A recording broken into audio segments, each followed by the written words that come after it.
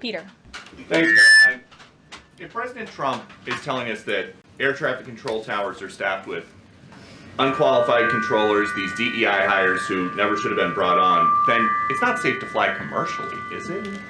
The president was asked and answered this yesterday, and he believes that it is still indeed safe, and Americans should feel safe traveling our skies. With that said, two things can be true at the same time, and we certainly have seen the deterioration of federal hiring standards at the Federal Aviation Administration, and the president wants to increase those standards. He wants pilots in this country who have the great responsibility of flying American citizens by the tens of millions every single day to be chosen for that position based on their merit and their skills. And so the administration will continue to prioritize this. Was the air traffic controller in the DCA tower on Wednesday night hired or not fired at some point because of his or her race?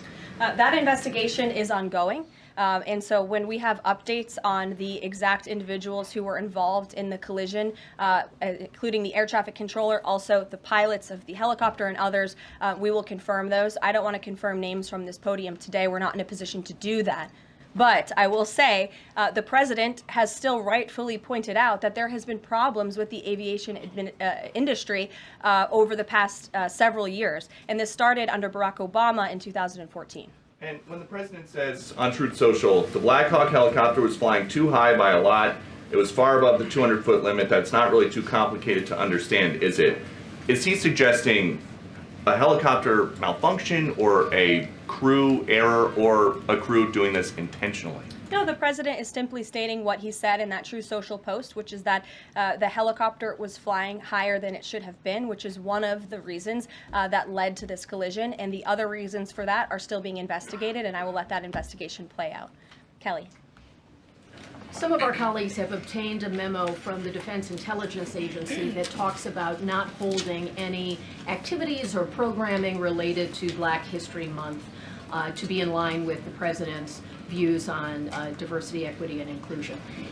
Does the president plan to have a proclamation about Black History Month? In his first term, each of the 4 years of his term, he did so and called on those in government to have programming activities and celebrations.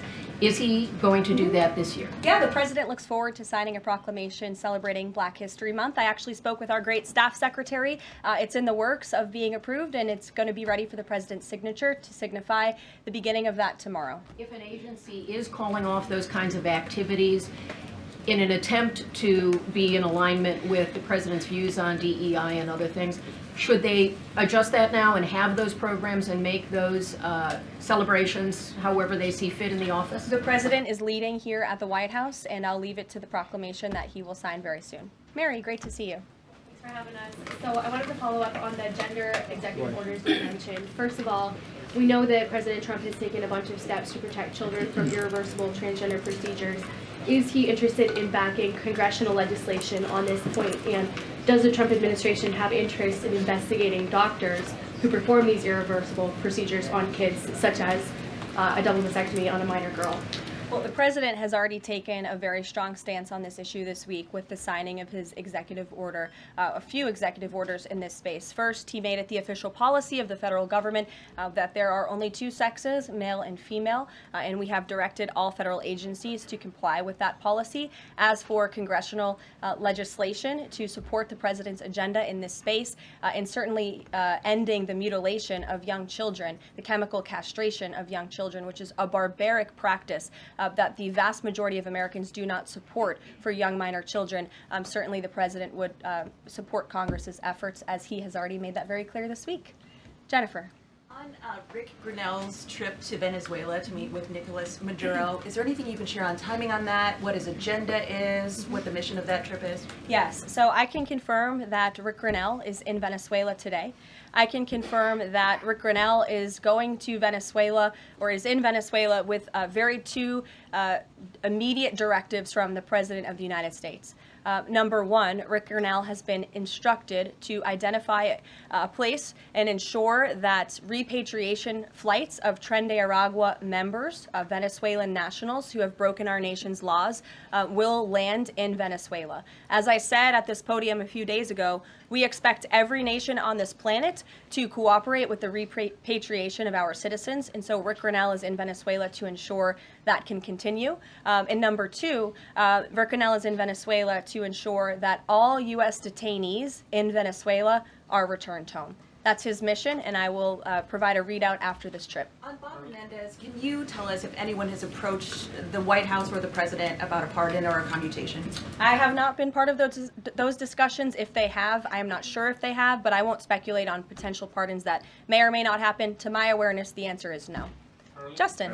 Hey, friends at Reuters are reporting that the president has made a decision on the Canada and Mexico tariffs, but that they won't actually be implemented until March 1st. I was wondering if you could confirm that and talk through some of the president's thinking there. I saw that report and it is false. I was just with the president in the Oval Office, and I can confirm that tomorrow, the February 1st deadline that President Trump put into place at a statement several weeks ago, continues. The president will be implementing tomorrow a 25% tariffs on Mexico, 25% tariffs on Canada, and a 10% tariff on China for the illegal fentanyl that they have sourced and allowed to distribute into our country, which has killed tens of millions of Americans. These are promises made and promises kept by the president. The president yesterday said that last night he was planning to discuss whether an exemption would be made on oil imports.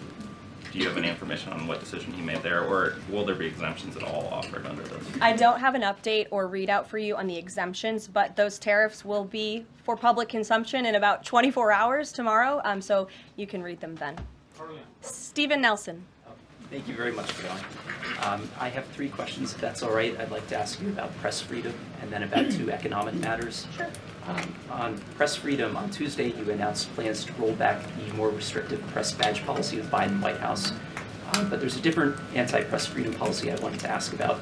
The Biden White House adopted a mysterious pre-screening process for journalists allowed into large event spaces that in the pre-pandemic days of the first Trump term were open to all journalists on campus.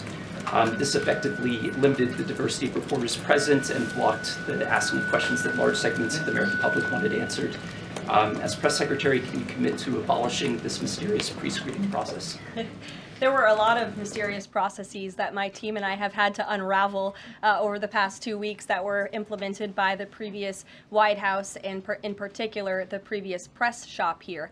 And so I can commit to a greater access and transparency, which I believe we already have by ensuring that the 440 journalists whose credentials were revoked will be reinstalled. They will get their credentials if they wish to. We've also, of course, opened up a new seat to new media. And as far as open press events here at the White House, if we tell you it's open press, it's open press.